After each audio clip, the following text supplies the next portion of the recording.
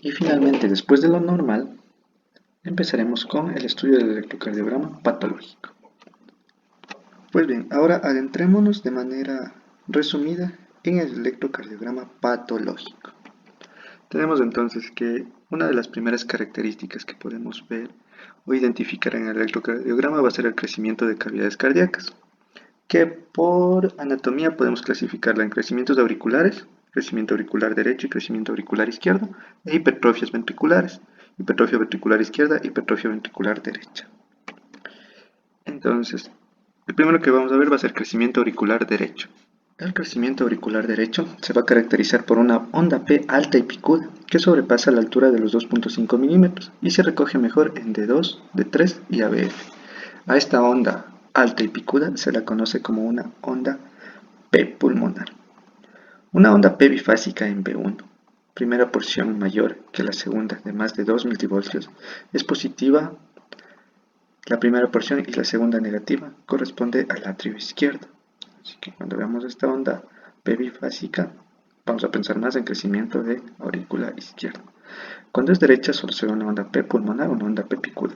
Se ve sobre todo en neuropatías crónicas, en displasias broncopulmonares, en EPOC, en fibrosis pulmonar, etc. El crecimiento de la aurícula izquierda, como ya mencionamos antes, vamos a tener una onda P bífida, bimodal o en meseta, como vemos acá en la imagen.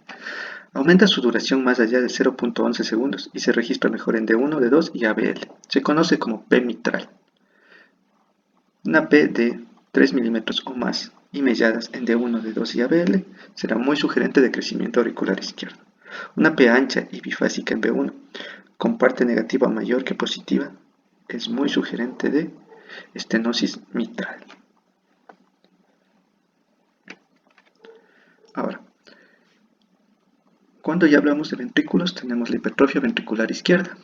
Esta es de las más importantes y que tiene criterios un poco más detallados que la hipertrofia ventricular derecha. Los criterios basados en el voltaje van a ser, tenemos que ver las derivaciones B1 y B6. Un voltaje R en B6 mayor que el máximo para la edad no sugiere hipertrofia ventricular. Un voltaje de S en B6 mayor que el máximo para la edad no sugiere también hipertrofia ventricular. El índice de Sokolov positivo se calcula midiendo la S en B1 o B2 y sumada a la R en B5 o B6, que será igual a 35 milímetros, menos de 35 milímetros. Más de 35 milímetros es un índice de Sokolov positivo y será sugerente de hipertrofia ventricular izquierda. Inversión secundaria de T en B5 y O en B6 también es muy sugerente de hipertrofia ventricular. Ahora, los criterios del eje. Cuando tengamos el eje eléctrico desviado hacia la izquierda, será sugerente de hipertrofia ventricular. Los criterios de duración del QRS, una onda Q profunda en precordiales izquierdas y un tiempo de activación ventricular mayor que el límite superior a lo normal en precordiales izquierdas. También es muy sugerente de hipertrofia ventricular. Y los criterios relacionados con la repolarización, ondas T negativas y segmento ST despolarizado hacia abajo, sobre todo en derivaciones de 1, en ABL y sobre todo en B5 y B6 precordiales izquierdas. Esta tabla, que también ya les habíamos dejado antes, que es muy importante, están los parámetros electrocardiográficos normales en pediatría por edad, que es muy importante, ya que para hablar de hipertrofia debemos irnos a la edad que tenga nuestro paciente, a la etapa de vida en la que esté, y de ahí podemos hablar de hipertrofias o no. La hipertrofia ventricular derecha, algo que hay que tener muy en cuenta, es que al nacimiento todo niño va a tener una desviación del eje hacia la derecha, hasta entre los 3 a 7 días de vida. Que no significa que hay hipertrofia ventricular derecha, sino que simplemente significa el hecho de que durante la vida intrauterina, el corazón o el lado predominante del corazón va a ser el derecho, pero al nacimiento, con el cambio de una circulación fetal a una circulación del niño, en una circulación sistémica normal, vamos a tener que hay un cambio del predominio derecho al predominio izquierdo. Por eso al nacimiento va a haber signos sugerentes de hipertrofia ventricular derecha, pero no debido a una hipertrofia ventricular derecha, sino a un predominio del corazón derecho en la vía intrauterina, que posteriormente entre los 3 a 7 días pasará a un predominio izquierdo. Y se demora incluso un poco más el predominio del corazón derecho, hasta los 3 meses por lo menos. Entonces, para hablar de una hipertrofia ventricular derecha tenemos que, vamos también a irnos a B1 y B6. Un voltaje de R en B1 mayor que el máximo normal para la edad. Un voltaje de S en B6 mayor que el máximo para la edad. Es al inverso que el ventrículo izquierdo. La relación RS en B1 mayor que el máximo para la edad. Acá tenemos la relación RS en B1. ¿Cuáles son los límites normales? Una T positiva en B1 después del tercer día de vida si la relación RS es mayor a 1. Un patrón QR en la derivación 1 y el tiempo de activación mayor que el límite normal en precordiales derechas. Importante eso, ¿no? Ahora, otros trastornos que podemos identificar y que son de hecho los que se basan en un diagnóstico electrocardiográfico son los trastornos de la conducción y las arritmias. Las arritmias como método de estudio podemos dividirlas, o los trastornos de la conducción como tal, como método de estudio podemos dividirlas en supraventriculares, auriculoventriculares, ventriculares y los bloqueos de rama, dependiendo dónde sea el origen del trastorno de la conducción. Dentro de los supraventriculares tenemos las extrasístoles supraventriculares, la bradicardia sinusal, la taquicardia sinusal, la fibrilación auricular, el flúter auricular y la taquicardia paroxística supraventricular. Dentro de los auriculoventriculares tenemos los conocidos bloqueos AB o auriculoventriculares, que se pueden ser grado 1, grado 2, grado 3. También dentro de estos tenemos los ritmos de la unión, la bradicardia de la unión, la taquicardia de la unión y extrasístoles de la unión. Dentro de los ventriculares tenemos extrasístoles ventriculares, taquicardia ventricular, flúter ventricular, fibrilación ventricular, ritmo idioventricular acelerado y bloqueos de rama. Y así ya, yéndonos un poco a separar, los bloqueos de rama tenemos bloqueo de rama izquierda, bloqueo fascicular anterior izquierdo y bloqueo fascicular posterior izquierdo. Y el bloqueo de rama derecha, obviamente. En cuanto a las arritmias o trastornos de la conducción de origen supraventricular, el primero que vamos a tocar en esta charla va a ser las extrasístoles supraventriculares. Estas son extrasístoles que se van a originar o formar fuera del nódulo sinusal en la aurícula, en las venas que drenan a las aurículas o en la unión auriculoventricular. Se caracterizan porque son una contracción adelantada en el ritmo de base, con complejos QRS de características normales o diferentes ligeramente al complejo de base. Generalmente tienen onda P y no tienen una pausa compensadora. Como vemos en la imagen, aquí hay una onda P' y un extrasístole de origen supraventricular, cuyo origen está fuera del nódulo seno-auricular. La bradicardia sinusal. La bradicardia sinusal es una bradiarritmia, bradicardia, que dependiendo de la edad del paciente se va a caracterizar por una frecuencia cardíaca menor a la esperada para la edad, con presencia de ondas P, es decir, aparenta un ritmo sinusal, la única alteración es que va a tener una frecuencia cardíaca menor a la esperada para la edad, una distancia RR equidistante, que en la mayoría de ocasiones suele ser fisiológica, sin repercusión clínica y no tiene tratamiento. Puede deberse a hipertono vagal, hipertensión intracranial, apnea obstructiva del sueño, fármacos, hipotermia y en niños, en jóvenes, adolescentes más bien, deportistas, puede deberse también al hecho de que son deportistas. La arritmia sinusal respiratoria es una entidad fisiológica, es decir, normal, en la que la frecuencia de descarga del impulso por parte del nodo sinusal se ve influenciada por la respiración, por el evento respiratorio que esté ocurriendo. Es así que la frecuencia cardíaca se enlentece con la respiración por aumento del tono vagal y se acelera con la inspiración por inhibición refleja del tono vagal. Esta arritmia no tiene significado hemodinámico, ya que se trata de un fenómeno fisiológico normal debido a variaciones de la frecuencia asociada con las fases respiratorias. Es decir, es una entidad fisiológica sin repercusión patológica.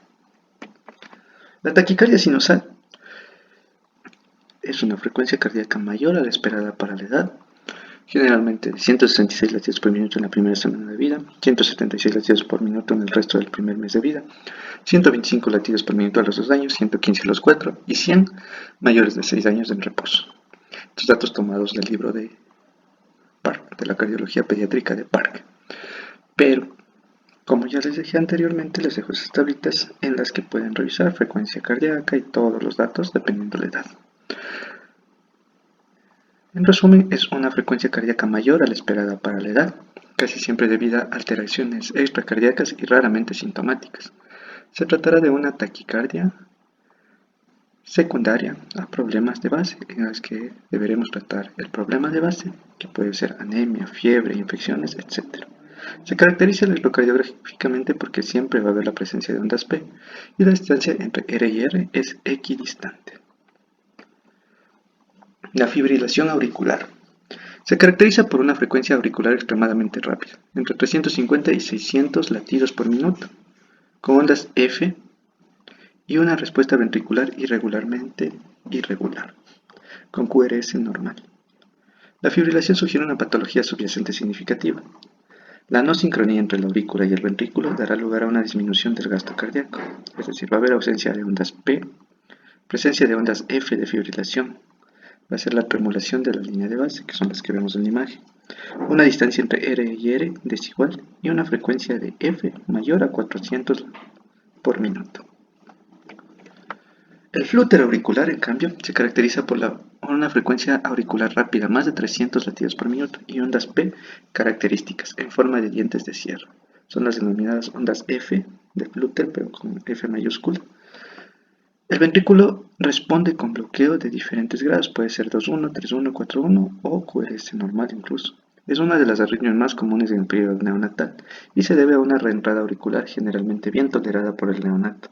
Su tratamiento será cardioversión sincrónica.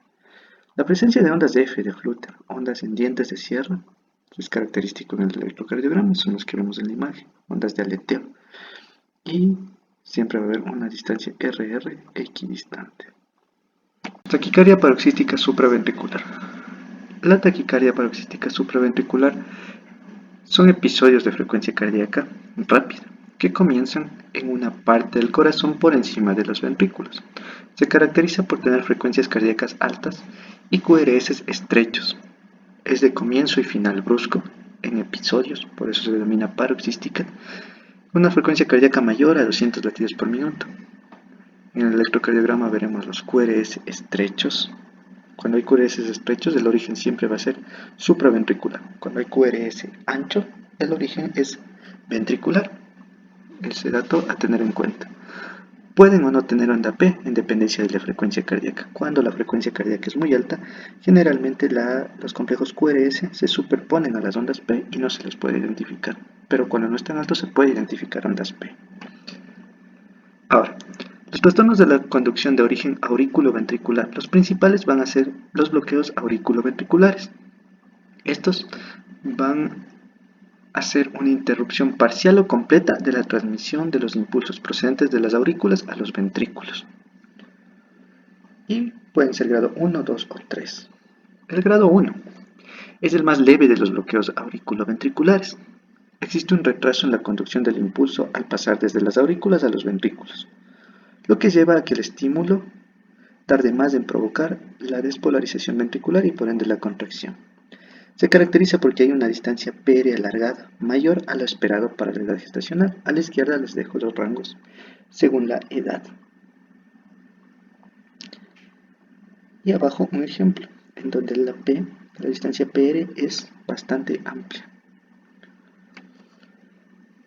El bloqueo auriculoventricular de segundo grado puede ser de dos tipos, MOVITS 1 o MOVITS 2. MOVITS 1 o fenómeno de Weichenbach. Este se caracteriza porque la distancia PR se va alargando progresivamente, hasta que de pronto una onda P no conduce, como vemos abajo.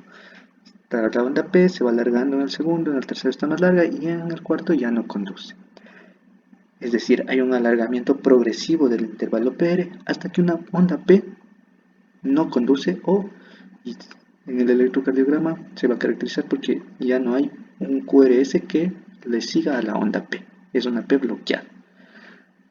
Hay acortamiento progresivo del intervalo RR hasta que la onda P se bloquea, y el intervalo RR que contiene la onda P bloqueada es más corto que dos intervalos PP previos. El MOVIT 2, este es sin fenómeno de Weichenbach, se caracteriza porque hay una distancia fija del PR. Vemos en el primero una distancia fija, en el segundo una distancia fija, en el tercero una distancia fija y de pronto una P que no conduce. Este es el MOVIT 2 sin fenómeno de Weichenbach. Bloqueo auriculoventricular de grado 2, MOVIT 2. El bloqueo auriculoventricular de tercer grado es el bloqueo completo, en el que tenemos que las ondas P y los complejos QRS no guardan relación entre ellos, encontrando ondas P cercanas al QRS inscritas en él o en la onda T. Los intervalos PP y RR entre ellos son regulares, pero no tienen asociación entre las P y la R. La frecuencia auricular es mayor que la frecuencia ventricular y los intervalos PR son extremadamente variables, es decir, en el bloqueo completo las aurículas conducen por un lado y los ventrículos por otro lado y no se asocian de una ni otra forma en la conducción entre uno y otro. Ahora, las arritmias o los trastornos de la conducción de origen ventricular, tenemos los primeros, los extrasístoles ventriculares. Estos van a ser impulsos ventriculares aislados, producidos por la entrada del impulso dentro de los ventrículos, o la reentrada del impulso más bien dentro de los ventrículos, por un automatismo anormal de las células ventriculares. Podrían ser asintomáticos o incluso causar palpitaciones. El diagnóstico se basa netamente en el electrocardiograma y no suelen requerir un tratamiento específico. El complejo QRS ancho, sin onda P precedente, es característico en el electrocardiograma, como vemos en la imagen. Hay un complejo QRS muy ancho y ninguna onda P que la preceda, seguido de una forma típica por una pausa compensatoria completa. En estos ya hay pausa compensatoria. Cuando son ventriculares hay pausa compensatoria y QRS ancho. Ejemplos de extrasístoles ventriculares aisladas en pareja, taquicárdicas con bigeminismo o con trigeminismo. Aislada, un QRS que no es precedido de una onda P y que es ancho, más a lo esperado para la edad. En pareja, cuando hay dos QRS seguidos, sin que les preceda una onda P y un QRS más ancho de lo normal. Taquicardia cuando ya es mantenido.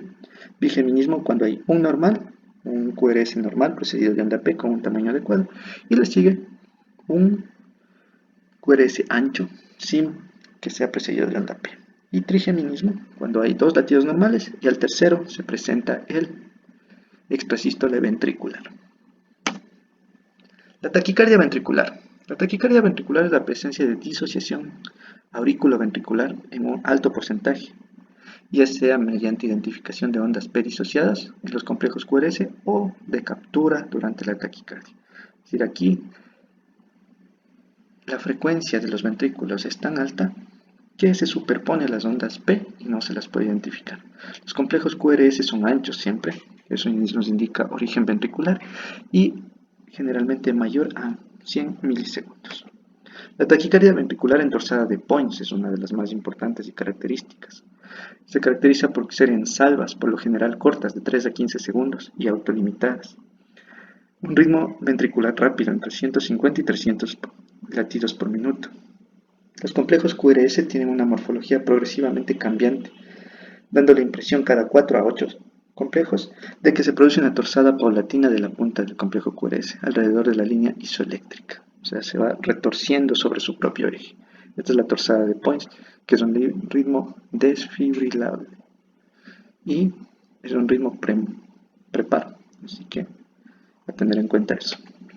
El flúter ventricular se presentan oscilaciones regulares en voltaje y tiempo. Estas son más regulares, no es como la anterior que se iba retorciendo sobre su propio eje y con una frecuencia alta de 300 latidos por minuto. La fibrilación ventricular es un ritmo desorganizado con oscilaciones irregulares en voltaje y tiempo, en donde no se define QRS, como vemos en la imagen. Un acápite importante que debemos tomar son los bloqueos de rama, que a pesar de que su origen es ventricular, es decir, tendrán un QRS ancho, son bloqueos en sí o obstrucciones o alteraciones del ritmo que se presentan específicamente en la rama izquierda o en la rama derecha. por lo que definiremos a estos como retrasos o defectos en la conducción eléctrica intraventricular, caracterizados porque son con QRS anchos, ensanchados, más de lo normal para la edad. Alteraciones en la configuración del QRS. La señal eléctrica fluye por una vía diferente y anómala a través de los ventrículos. Al fluir la señal eléctrica por una vía diferente y no por las ramas, por la rama izquierda o la rama derecha, la configuración del QRS se va a hacer diferente a la esperada normalmente en el trazado electrocardiográfico y hay una desviación de la onda T. Entonces, el bloqueo de rama derecha, tenemos que la rama derecha, al estar bloqueada, el impulso debe atravesar el tabique interventricular para llegar al ventrículo derecho, así que la conducción va a ir con retraso. Esto produce como un QRS ancho, con un patrón B en B1, una R pequeña, una S profunda y luego una R alta. Se llama patrón en M o en orejas de conejo. En B6 observaremos que QRS es ancho con una pequeña onda Q en patrón QRS. Entonces, este patrón en M o en orejas de conejo es característico del bloqueo de rama derecha. El bloqueo de rama izquierda es un poco diferente. Cuando la que se bloquea es la rama izquierda, el impulso eléctrico viaja de manera rápida por la rama derecha, dando lugar a la despolarización del ventrículo derecho primero y luego la del ventrículo izquierdo de manera más lenta, ya que la conducción va a través del tabique interventricular y finalmente llega al ventrículo izquierdo. Esto hace que observemos en la derivación B1 un patrón RS o QS, un complejo QS profundo y ancho sin una onda R, como vemos en la imagen. En B6 se puede observar un complejo QRS ancho, con una onda R alta, ancha y poco marcada, posiblemente con una escotadura, o bien un patrón con una R pequeña, una S profunda y una R alta. Esto es característico de un bloqueo de rama izquierda. Y finalmente, todo pediatra debe saber los cambios electrocardiográficos que se van dando con la edad a lo largo del desarrollo de nuestros pacientes, sea en el recién nacido, en el preescolar, en el lactante, en el niño mayor o en el adolescente. Así que estos cambios debemos tenerlos en cuenta y serán los siguientes. En el recién nacido a término, recordemos que el recién nacido, por el hecho de que tiene este paso de la vida intrauterina a la vida extrauterina y ciertos cambios, y uno de los cambios más importantes aquí que tienen repercusión sobre el electrocardiograma es el cambio de la circulación fetal a la circulación sistémica normal de un individuo. Este cambio hace que en la vida intrauterina haya un predominio del corazón derecho, ya que mediante la circulación fetal, que estará basada por medio de la placenta. La oxigenación en el feto se va a dar por medio de la placenta. Esto hace que los pulmones en sí tengan un bajo flujo y que el corazón del bebé tenga un predominio del lado derecho.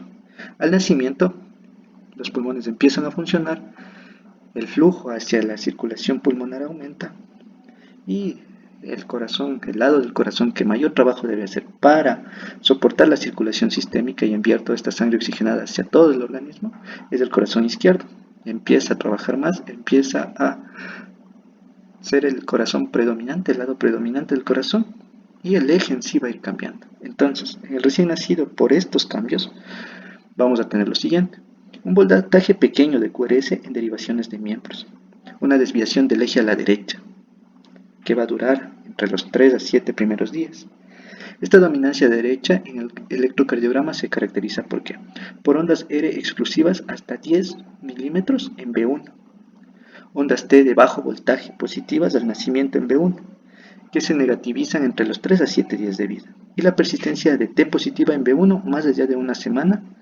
Tengamos en cuenta esto, que sugiere, si es que la T sigue siendo positiva en B1, pasados los 7 días, esto sí sugiere que hay hipertrofia del ventrículo derecho.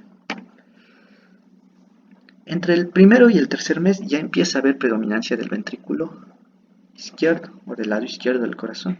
Entonces vamos a tener los siguientes cambios electrocardiográficos. Hay una disminución del eje QRS derecho. En general, el eje va a estar ya entrando a los 90 grados hasta 125 grados. La relación R y S en B2 es alrededor de 1. Y frecuentemente el patrón una R pequeña, una S pequeña y una R', en B1 no es anormal si es que el QRS no es ancho ni amplio. Tengamos en cuenta eso. Y entre los 6 meses hasta los 3 años, el eje ya llega a su normalidad, hay un predominio total del corazón izquierdo y entonces el eje QRS va a ser menor de 90 grados, va a estar en su sitio normal. Esto va a hacer también que la relación RS en B1 sea menor o igual que 1 y la onda R dominante en B6. Son signos en sí de dominancia del corazón izquierdo. Y entre los 3 a los 8 años hay una progresión del R y S la más parecida a la del adulto en precordiales, con una S dominante en derivaciones derechas y una R dominante en derivaciones izquierdas. También los potenciales grandes en derivaciones derechas, ondas Q en derivaciones izquierdas de gran amplitud, pero menor a 5 milímetros de mercurio. Y finalmente, ya llegando a la adolescencia, entre los 8 y 16 años, el patrón RS del adulto empieza a aparecer. Hay un eje QRS entre 0 y 90 grados. Las ondas T pueden ser positivas en B1, pero T negativas de B1 a B4. A pesar de esto, no se consideran patológicas, siempre y cuando sean niños deportistas sin problemas cardíacos. Eso es todo en esta serie de charlas. Hemos tratado de resumir en lo más posible todo lo que tiene que ver con el electrocardiograma en pediatría, pero esto es un resumen nada más, así que si quieres aprender más te sugiero que te acerques a los libros. Te recomiendo el libro de Park, que lo he mencionado varias veces y desde donde he tomado la mayor parte de la bibliografía de esta charla, pero hay muchos libros de electrocardiografía pediátrica, muchos textos, muchos papers, y lo que te recomiendo es que cada día sigas estudiando un poco más acerca del tema. Eso es todo en esta charla. Síguenos para más en neonatología en 5 minutos.